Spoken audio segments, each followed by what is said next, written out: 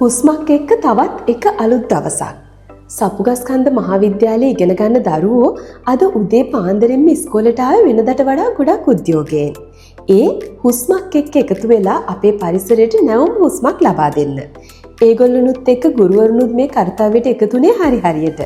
දරුවන්ට පැල හිටවන්න බිම සකස් කරන්නත් දරුවෝ එක්ක ගුරු මව්වරු පියවරු එකතු වුණා.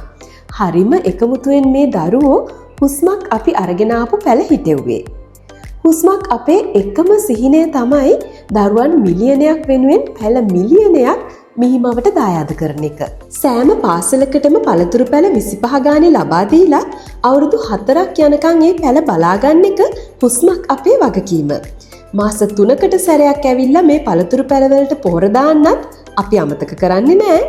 අපි නැති වෙලාවට මේ පැල බලාගන්නේ අපේ හුස්මක් පරිසර කමිටුවේ දරුවන්. ඔන්න දැන් පැල හිටවලා ඉවරයි. විදුහල්පතිතුමා තමයි හිටවපු පැලවලට ඉස්සෙල්ලම වතුර දැම්මේ. ඒක බලන් හිටපු අපේ දරුවෝ හිටවපු හැම පැලයකටම වගේ වතුර දාන්න කම්මැලි වුණේ නැහැ. ඔන්න දුවේ පුතේ අද විතරක් නෙමේ හැමදාම වතුර දාලා පැල ටික බලා ගන්න ඕනේ. හුස්මක් අපි මේ පැල රැකගන්න මොනවද කරන්න ඕනේ කියලා මේ දරුවන්ට හරි ආදරෙන් කියලා දුන්නා. අපි කියලා දීපු විදිහටම දරුවෝ හැම පැලයක්ම වට කරලා ආවරණ හැදුවා. මේක හිතන තරම් ලේසි වැඩක් නෙමේ. ඒත් අපේ දරුවන්ගේ එකමුතුකම නිසාම හරි ඉක්මනට ලස්සනට වැඩේ ඉවර කළා.